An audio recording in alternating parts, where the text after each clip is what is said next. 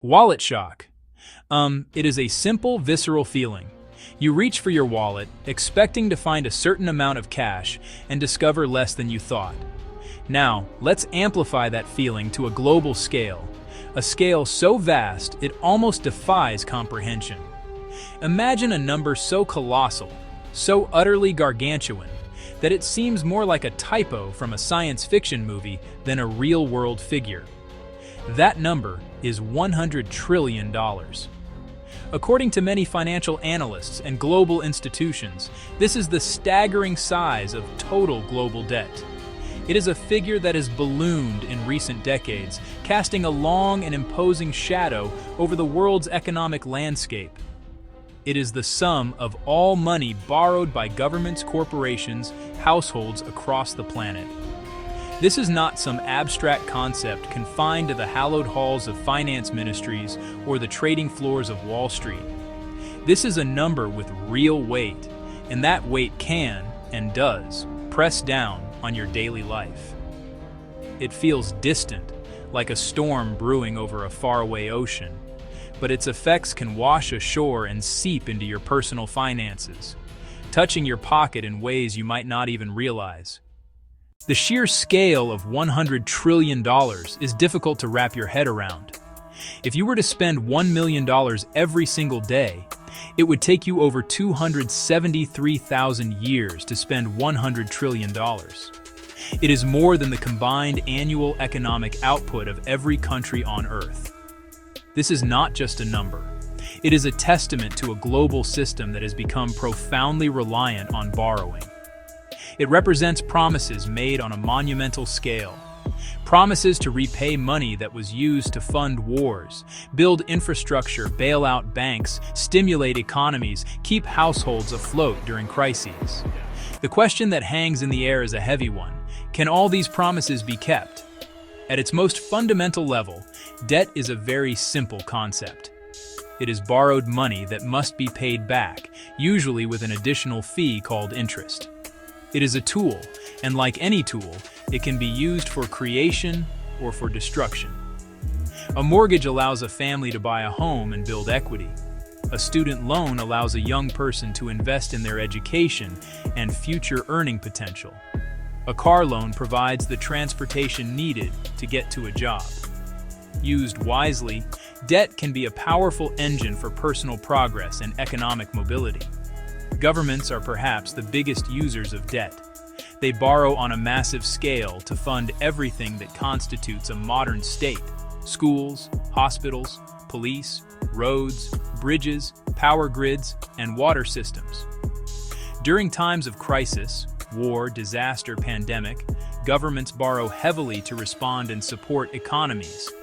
Public debt, often in the form of bonds, underpins the financial system. The colossal $100 trillion figure is not a single loan, but a vast aggregation of debt from three main sources: governments, corporate debt, and household debt. Public debt spans national, state, and local levels. The United States, China, Japan, and many European nations carry enormous debts, often in the trillions, by selling bonds to investors, funds, other countries, and citizens.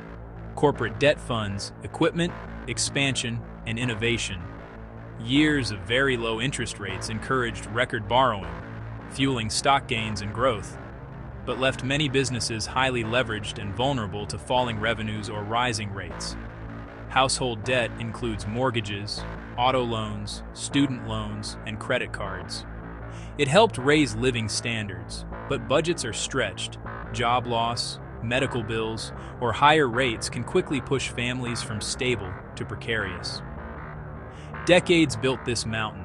The 2008 crisis spurred massive borrowing, the 2020 pandemic added another wave, and a cultural shift toward easy credit compounded it. Each crisis met with more debt, kicking the can down the road. Debt has an inherent ability to grow on its own, and the engine is interest. Small payments that barely cover interest leave principal untouched. Balances linger for years or decades. A small balance can become a significant problem over time. Now scale that dynamic to trillions worldwide, then add shocks, pandemics, Market crashes and emergencies accelerate borrowing and steepen the debt curve. High public debt demands large interest payments. In the U.S., interest rivals major expenditures, crowding out education, infrastructure, and research, slowing growth and making the burden heavier. Low rates made debt cheap. When inflation rises and banks hike rates, servicing costs soar. Borrowers fine at 1% can't cope at 5 or 6, triggering financial shockwaves. The system becomes fragile and unstable. Slower growth and rising debt costs form a trap that is hard to escape, and that trap ultimately reaches your wallet.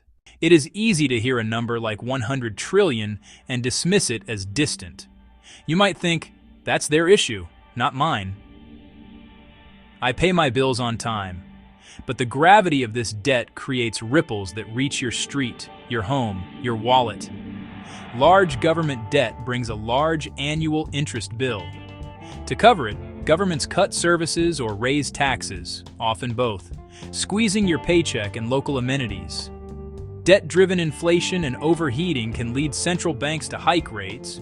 Your mortgage, car loan, and variable rate cards get more expensive. If money supply rises faster than output, currency value falls. Prices for goods and services rise, and your savings buy less. Example 1. Your city borrowed for big projects when rates were low. Now higher payments and slower revenues force a 5% property tax increase, landing directly on your doorstep. Example 2. Replacing a minivan. You face a 7.5% auto loan, not 3. Higher national debt contributed to conditions requiring rate hikes. Your monthly payment is $75 higher. Example 3. Persistent inflation shrinks purchasing power. The dollars are the same, but buy less. The impact is not even. Low-income families spend more on essentials, price spikes hit hardest. Retirees on fixed incomes see purchasing power erode, meds and utilities strain budgets. Those carrying student loans, mortgages, or credit cards face rising servicing costs as rates climb.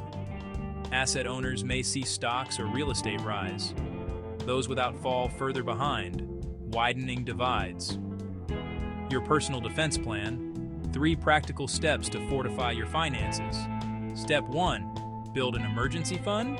Save 3 to 6 months of essential expenses, housing, utilities, food, transport, insurance, in a safe, accessible, high-yield account. Step 2. Aggressively reduce high-interest balances. List debts, focus extra payments on the highest rate, keep minimums on others. Step 3.